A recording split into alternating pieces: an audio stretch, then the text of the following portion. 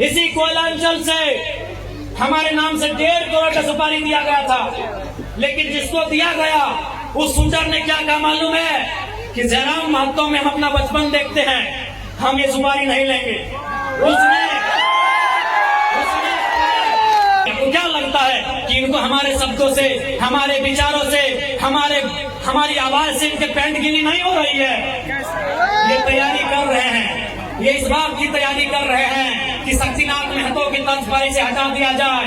ये इस बात की तैयारी कर रहे हैं कि हमें ठिकाने लगा दिया जाए। लेकिन मुझे पूरा विश्वास है कि अगर इस बार झारखंड की जमीन से लहू बहा, इस बार इतना ही कहेंगे झारखंड के लोगों, चाहे लहू किसी का बहे, इस बार चिता मत जलाना, उस चिते को रख देना, उस चिते को छोड़ देना। अगर जलाना हो तो ऐसे बेरहम बेईमान पदाधिकारियों का हौसला जलाना, जहां तुम्हारा अधिकार, आज भी वंचित है। उठाओ लटर बजा दो करके, कैसे नहीं मिलेगा? अरे तुम क्या सोचते हो झारखंड फ्री में मिला? जब झारखंड ऐसे नहीं मिला तो नौकरी ऐसे मिलेगा? नहीं मिलेगा। मिलेगा ऐसे? झारखंड ऐसे मिला? कितने लोग मरे? अरे दुनिया छोड़ो, यहाँ बताओ कितने लोग मरे हैं? अरे बोकारो जिला में बताओ ना, नाम गिनाएंगे तो सुबह से शाम हो जाएगा। एक जिला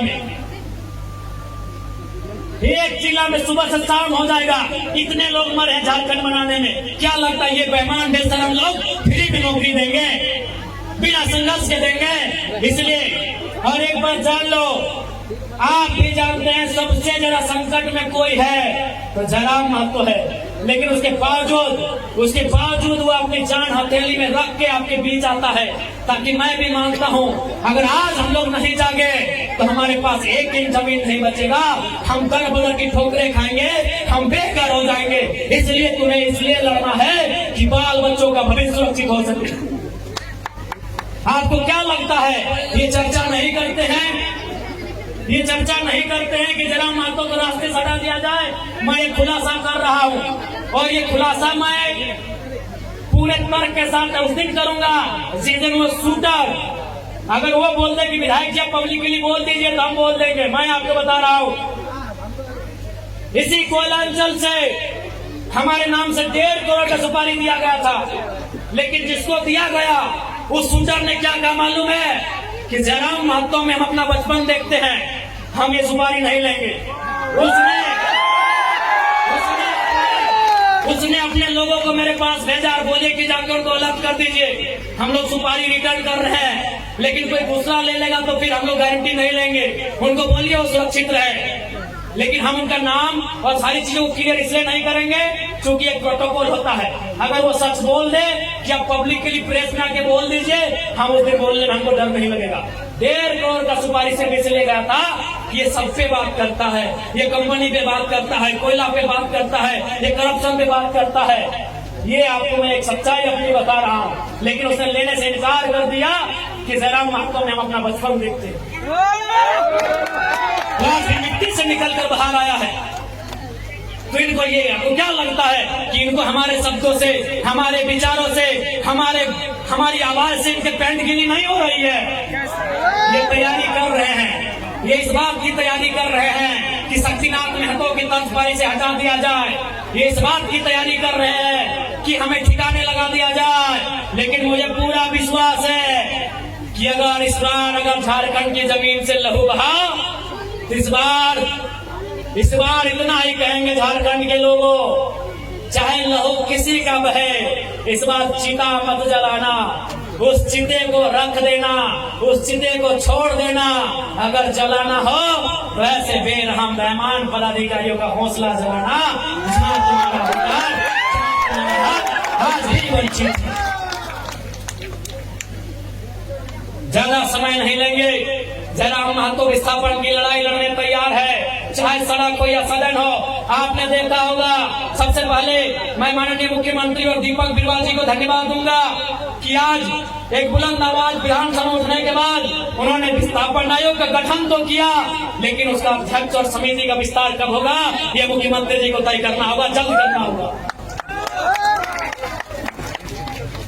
बिल्कुल ये आपकी ताकत थी, आपके वोट की ताकत थी कि आज जरा महतो जब सदन में खड़ा होता है लोग थरथराते हैं कि इस बार ये कौन सा सवाल पूछेगा।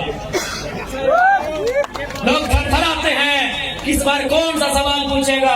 और अंत में इतना ही कहेंगे, कोयलांचल के विस्थापित रैयतों, मेरे भाइयों मेरे बहनों, लड़ाई हर एक तरीके से लड़नी होगी। आपको लड़ना भी है, आपको पढ़ना भी है और जानकारी भी रखना है। विनोद बाबू लड़े क्योंकि वो वकील थे, जयपाल सिंह मुंडा लड़े वो विदेश से पढ़ के आए थे। अरे भारत की आजादी को पढ़िए ना, Gandhi barrister, Nehru barrister, Patel barrister, Netaji Subhash Chandra Bose ICSE में टॉप करने वाले। आईसीएस मतलब जिस समय होता है यूपीएससी, उस समय आईसीएस था, Indian civil service. Netaji Subhash Chandra Bose कौन थे? इंडियन सिविल सर्विस के एग्जाम को पास करने वाले थे, यानी उस समय के कलेक्टर बनने वाले थे नेताजी बोस। गांधी कौन थे? Who was Gandhi? Who was Ambedkar? आप जितने बड़े क्रांतिकारी नेताओं का नाम लेंगे आपको पता चलेगा बहुत पढ़े लिखे थे। गांधी वाजे बैरिस्टर, अम्बेडकर वाजे बैरिस्टर, नेहरू वाजे बैरिस्टर, पटेल वाजे बैरिस्टर, सभी पढ़े लिखे लोग थे। और नेताजी उस समय के डीसी मान लीजिए, आज के डीसी, आज जो डीसी का है वही नेताजी बोस को मान लीजिए, उस परीक्षा को पास करने वाले नेताजी। इसलिए पढ़ना भी होगा, तुम्हें जानना भी होगा, तुम्हें अध्ययन करना होगा, तभी इस लड़ाई को सार्थक कर पाएंगे। चूंकि रात हो जाएगी, हमको भी लगता है कि बात करने से तो रात और फिर सुबह हो जाएगी, लेकिन फिर हमको घर जाना है। और मैं प्रबंधन को साफ कह दूंगा, अगली लड़ाई के लिए तैयार है, अगली बार गेट बंदी तालाबंदी के लिए तैयार है। अगर आपकी तरफ से अनहोनी हुई तो अनहोनी का उत्तर अनहोनी से दिया जाएगा। अनहोनी का उत्तर अनहोनी से। तो पुनः ज्यादा समय नहीं लेंगे, पुनः मैं सबको यही कहूंगा, लड़ाई के लिए तैयार रहें, अपने हक की आवाज के लिए तैयार रहें। अब आमना सामना होगा, लड़ाई यार पार की होगी, इस बात के लिए आप तैयार रहेंगे। अब ज्यादा समय नहीं, सभी को जोहार करते हैं, विशेषकर माताएं बहनें, क्योंकि आपको दूर जाना है, अंधेरा हो गया है, इसीलिए सबसे पहले मैं आपको धन्यवाद दूंगा माताओं बहनों को। हम अपने पार्टी के तमाम पदाधिकारी अधिकारी सभी को धन्यवाद देंगे।